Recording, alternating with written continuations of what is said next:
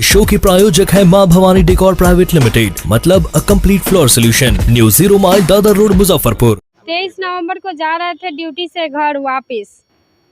उसके बाद घर से थोड़ा पीछे फकुली थाना में वापस मतलब वहाँ पे गए तो उसके बाद अगला गाड़ी वाला धक्का दे दिया, वो एक 4 व्हीलर वाला मेरा गाड़ी गिर गया उसी जगह उसी स्थल पे, हम भी गिर गए। अगला गाड़ी लगा के आगे आया, उसके बाद आया खेत में धक्का दे दिया। खेत में धक्का देने के बाद मुंह जात के नहर पे ले गया। नहर पे ले जाने के बाद अगला 1 घंटा तक मेरे साथ रेप किया है और मारपीट बुरा तरीका से किया है।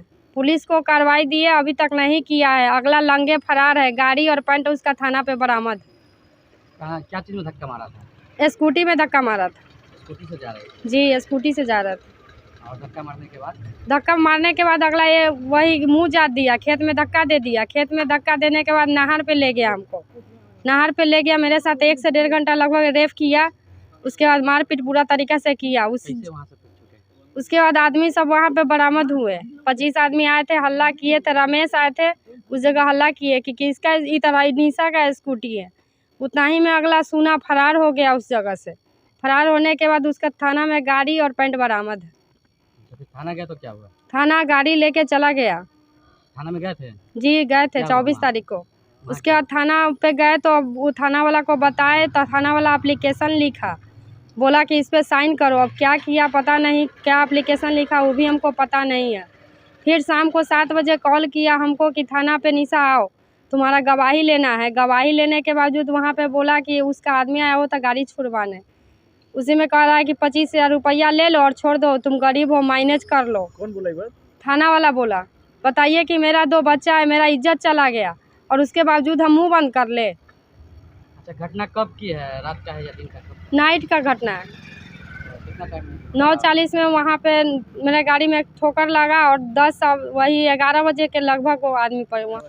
जी, यह मामला काफ़ी गंभीर यह मामला है और यह घटना घटित हुआ 23/11/2024 को रात्रि के 9:40 बजे में।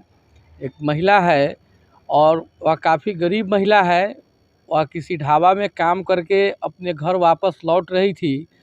इसी दरमियान रास्ते में जो कांड के अभियुक्त हैं उनके द्वारा इस महिला को बलात्कार करने का जो प्रयास किया गया, जैसा कि FIR में लिखा हुआ है।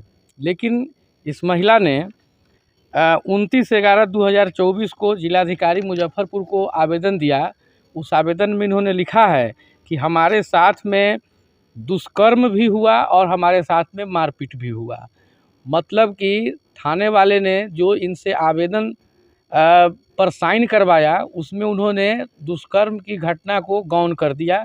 ऐसा लगता है कि पुलिस कहीं न कहीं अभियुक्त से मिल करके और केस को कमज़ोर करने का प्रयास किया, लेकिन इस महिला ने अपना साहस और निडरता दिखलाते हुए ठीक 5 दिन के बाद में 29/11/2024 को इन्होंने DM साहब को आवेदन दे करके बताया कि नहीं, मेरे साथ दुष्कर्म हुआ है और हमारे साथ मारपीट की गई है। पुलिस ने जो BNS में लगाया है 64(1) और 62 BNS में, जो 376 और 511 IPC में था। लेकिन जब बलात्कार की कोटि में चला गया, मामला जब बलात्कार का हो गया, महिला बार बार चीख कर कह रही है कि नहीं मेरा बलात्कार हुआ है, तो फिर पुलिस अब तक मेडिकल नहीं करवा रही है। यह कहीं न कहीं इस बात की ओर इंगित करता है कि पुलिस अभियुक्त से मिल करके केस को कमज़ोर करने का प्रयास कर रही है। और यह बहुत ही घिनौना से घिनौना यह कार्य पुलिस के द्वारा कारित किया जा रहा है कि एक महिला प्रताड़ित हो रही है, जो रेप का शिकार हो चुकी है, वह महिला कह रही है कि हमारा मेडिकल कराइए, हमारा मेडिकल कराइए, और उसका मेडिकल नहीं कराया जाना यह पूरे सिस्टम पर सवाल खड़ा करता है। इस महिला के बहुत छोटे छोटे 2 ठो बच्चे हैं और उसके बाद में यह महिला हमारे पास में आई है।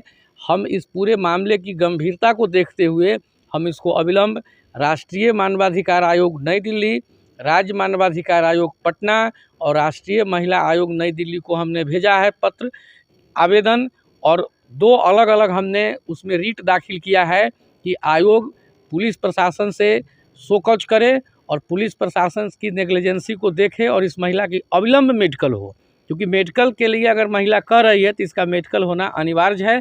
साथ ही साथ हम बाल अधिकार संरक्षण आयोग को भी हमने एक आवेदन दिया है कि इनके 2 छोटे छोटे बच्चे हैं, उन दोनों छोटे छोटे बच्चों को पुनर्वास की व्यवस्था करे सरकार, पढ़ाई लिखाई की व्यवस्था करे सरकार, क्योंकि यह महिला को तो अब कौन इसको समाज में सही से चलने देगा।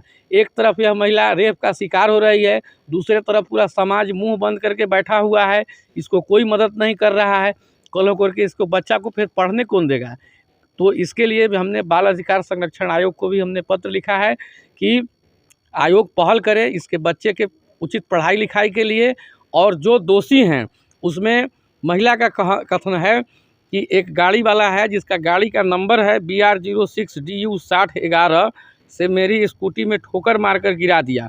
तो जो यह गाड़ी का नंबर है, ये 4 चक्का का, ये नंबर भी पुलिस के पास में है, गाड़ी भी पुलिस बरामद किए हुआ है। और इतना ही नहीं, उस लड़का का, जो आदमी जिसने रेप कमिट किया है, उस लड़का का पैंट भी पुलिस ने बरामद किया है और उसकी गिरफ्तारी अब तक नहीं हुई। जो दोषी हैं उनको सख्त से सख्त सज़ा मिले और इस महिला के साथ न्याय हो, इसके बच्चे के पुनर्वास, आवासन और सही शिक्षा की व्यवस्था हो। इसके लिए हम लोग राष्ट्रीय मानवाधिकार आयोग में हम लोग पहल किए हैं।